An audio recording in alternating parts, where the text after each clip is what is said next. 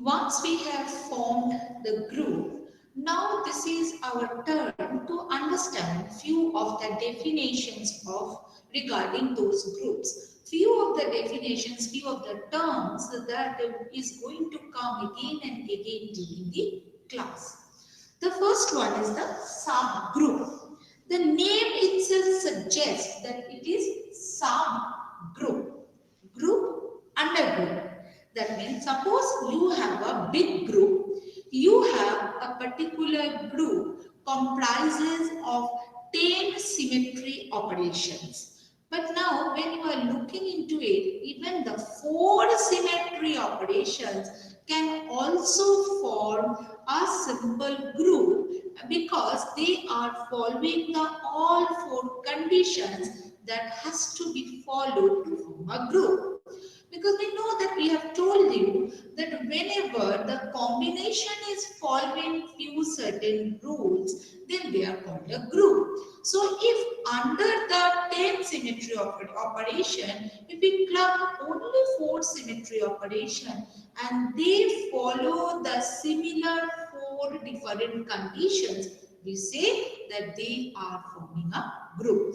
So we will say that this is a subgroup under the main group.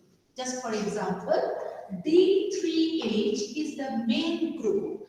D3H, that means the molecule is having one C3 molecule, one C3 axis, 3 perpendicular C2 axis, one sigma horizontal plane, and then definitely doing nothing operation or the identity element, etc.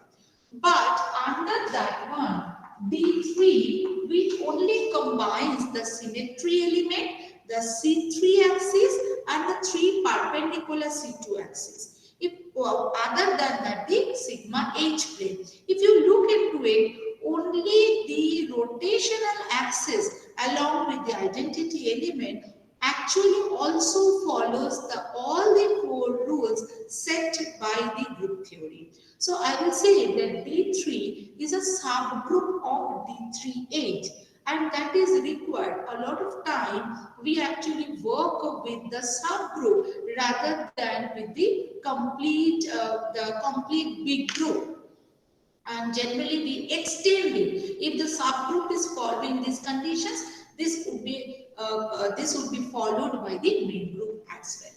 So this is the subgroup.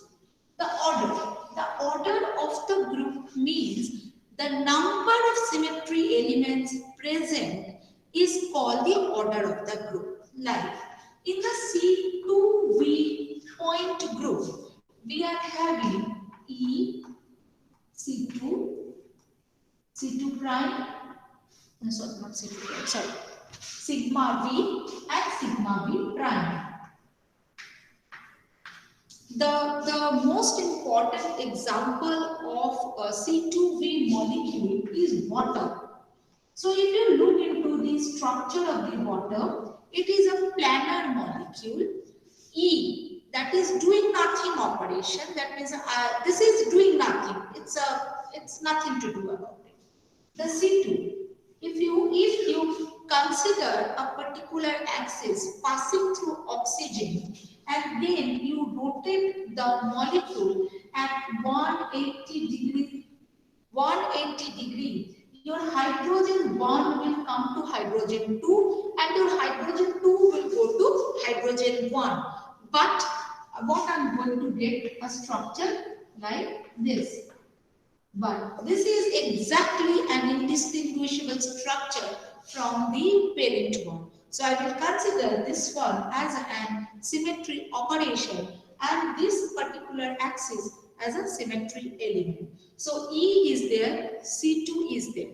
Now if you consider a particular mirror plane which is containing the C2 and is bisecting the board, if you do so, H1 would be reflected to H2, H2 would be reflected to H1. But again, we are going to get the structure which is indistinguishable from the preliminary one, the primary one.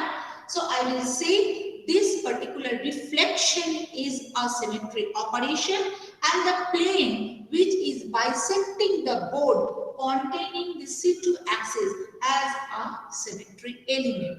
The other particular plane which is the board itself, which can cut the molecule half, and we will have half a portion of hydrogen in the front of the mirror and the half on the back of the mirror.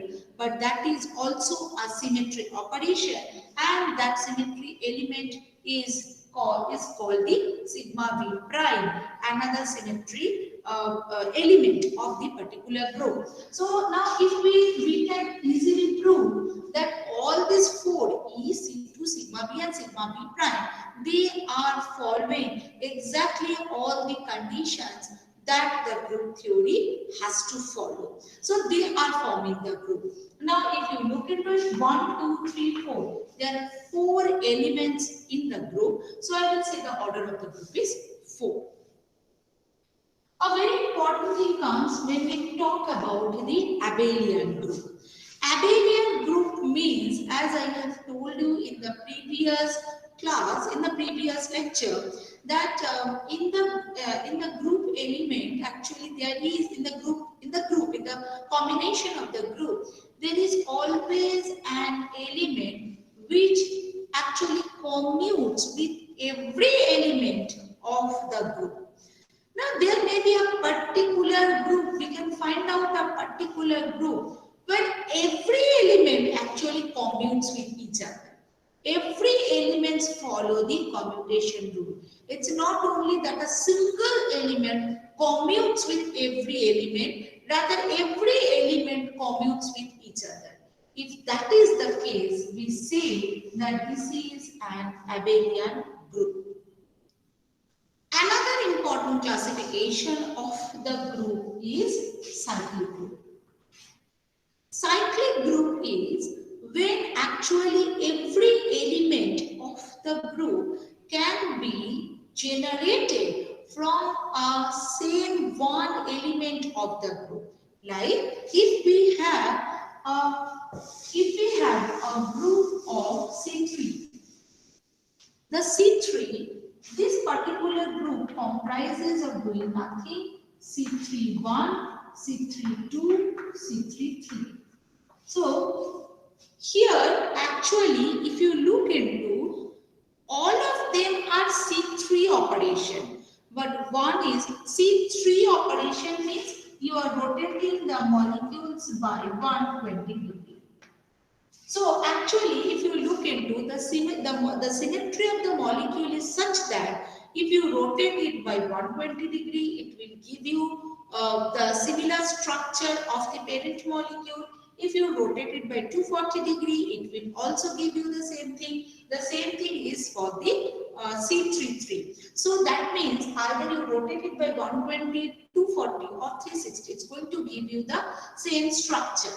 So they form a group. But if you look into it, all the rotational axis actually is the C3 axis. So that means the rotation, the symmetry operation are being generated is the same as the C3 operation. So we can say it is C31, C32, C33.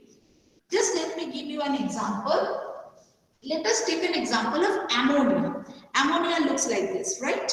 The ammonia looks like this. It's a pyramidal structure. Your lone pair is on the above of the ring, and ammonia falls under C3 group, C3b group. Now forget about the sigma v. Though again, sigma v is also a subgroup of the C3. So the subgroup of this one is C3.